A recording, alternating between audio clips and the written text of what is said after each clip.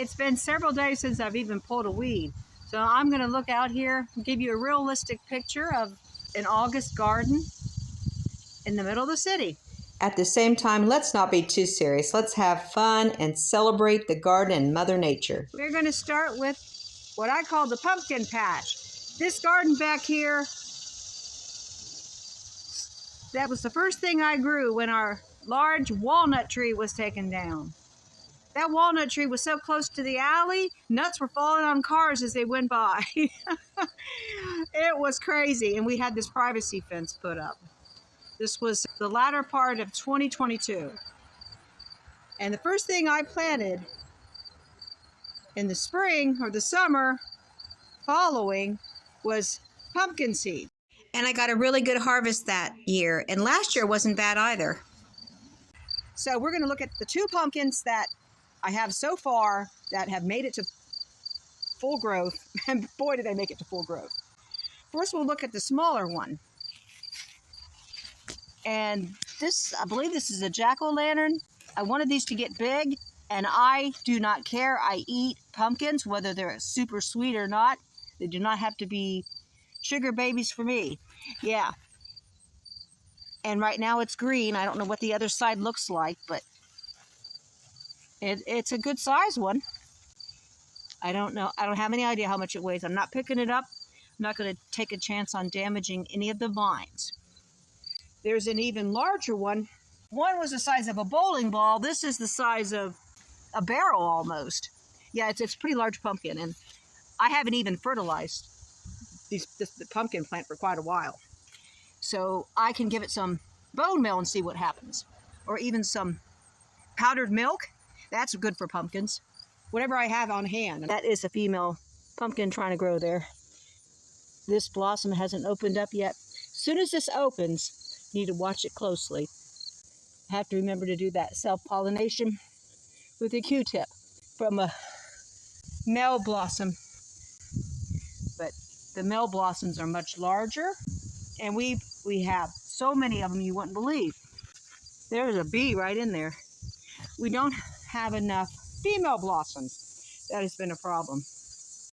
And here's the sweet potato garden, and we're just now getting flowers. That is a very good sign that it's getting close to harvest time. This is my fourth year for growing sweet potatoes. The third year in this spot where it really works. It didn't work in another area previously. And I'm excited. Last year I only planted 6 and I got a really good harvest. We had sweet potatoes until the spring after the fall harvest. It was actually a late summer harvest. It was an early harvest, I think in late August. We've had so much rain that these leaves on these vines have stayed vibrant and green. So I'm going to let the sweet potatoes go, and we may get some really big ones. This is an exciting thing right here. This will be the big to-do, the last harvest, I call it, for me. Now here's a butterfly. We have so many butterflies in monarchs.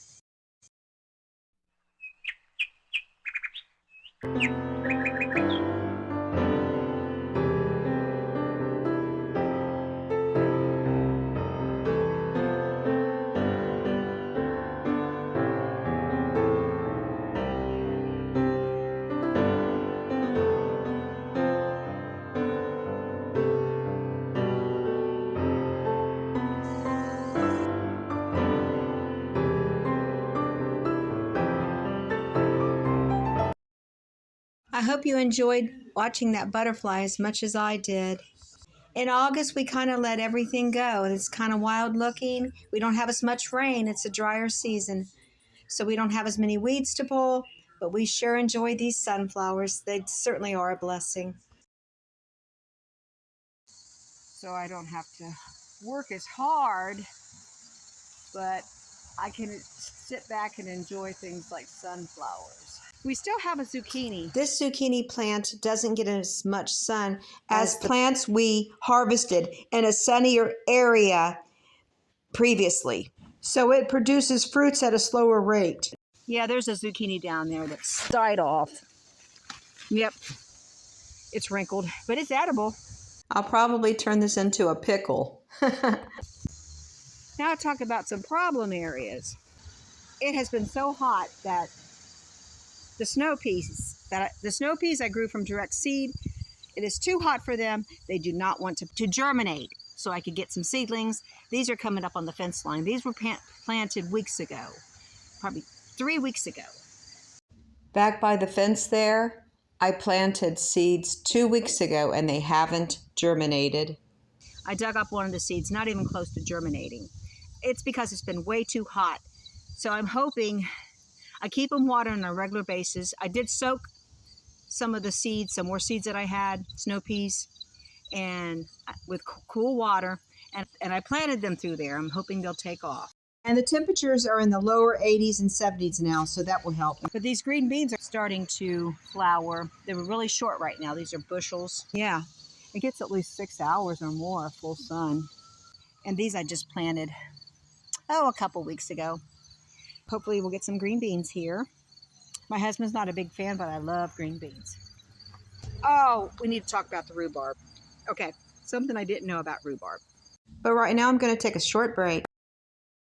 So now I'm back out here. Last thing I was talking about was the rhubarb. I did not know you can't, when you first buy a rhubarb plant, like from the nursery, and you plant it in the spring and then it comes up in summer. I harvested, a few years ago when I grew it, I harvested it right away. I didn't know you're supposed to wait 1 to 2 years and let it grow and let it die off on its own so the plant strengthens, because it's a perennial. I didn't have any idea. I'm going to take a look at this rhubarb. I'm not going to be able to harvest it because I bought it as I just bought it this past spring, but it is 2 seasons. Yeah, this is the second season because I bought it as a plant. There's 2 of them. Next year will be the 3rd season. I'll be able to start harvesting next year. I hope you can see it. It's kind of dark out here, but it's starting to die off a little bit. It's rhubarb that could have been eaten, but I'm not going to eat it now. It's dried up. If you know anything about rhubarb at all, please let me know. But this is a beautiful looking plant, but I can't harvest it till next year. I'm just going to let it take its course, let nature take its course. Here we have a smaller rhubarb. I gave it bone meal and it's not getting any bigger. So maybe there's hope for it next year, and I'll fertilize it one more time before the end of summer. I'm going to be doing a big kale harvest coming up. We're going to be, I think, Tuesday baking kale chips, turnip chips, kale chips. I'm going to do a bunch of, I call them garden goodies. It's going to be a lot of fun. And here's the lemon balm, and it keeps coming, and I just love it. So I want to make like lemon bars. See if I can put some of this lemon balm in that. And there's a bee even this late. If I can get a close-up of it. Look at that. Hopefully it won't sting me. I don't want to get stung. Bee on a sunflower. Come on, bee, come back. Oh, he's up there. Our peppers are doing really well. The red ones. See, I waited and they turned red, and these will be sweeter and they have more vitamins than the green ones. Just look at the shape of it. How weird is that? Yeah, it's a beautiful evening. But the mosquitoes are on the rampage. Are you having that problem too where you are? And cicadas are loud as heck. We're not getting any rain now. Now we're going through a dry period, but I enjoy this dry period because we don't have as many weeds popping up. I'm sitting across from the cottage garden. It's been a great year for parsley. I'm going to be growing some other herbs next year, I think. I want to do starter plants inside. It's going to take time to research all that. But this has been a blessing of an evening, just beautiful weather. Thanks for watching today. I really appreciate it. And anyone who subscribed, I love you. I'm starting to connect with people, and now I'm not so shy about making comments. Please keep coming back and let's share garden tips. And I need all the help I can get in the kitchen processing and preserving food, vegetables, because I'm not that experienced at it. And so any tips you can give me, please share them in the comments section, because I'd love to hear about it. I just find this community a blessing. Anyone that's subscribed for my garden videos, thank you so much. And for the cooking videos also. And I try to always when I'm cooking, try to put something from the garden in my recipes, and try to include it, even if it's just a garnish. I feel that is very important. I'm trying to gather my thoughts together and trying to get better at this, folks. I'm not the best at speech, but I like to share what's on my heart, and I really enjoy so many channels that I watch. And eventually, I'm going to get up the courage to do collaborations and alive. Oh my goodness! If I had, I just warned you ahead of time. I do have a stuttering problem when I get nervous, but I do love connecting with people, and I love this community. Please keep coming back.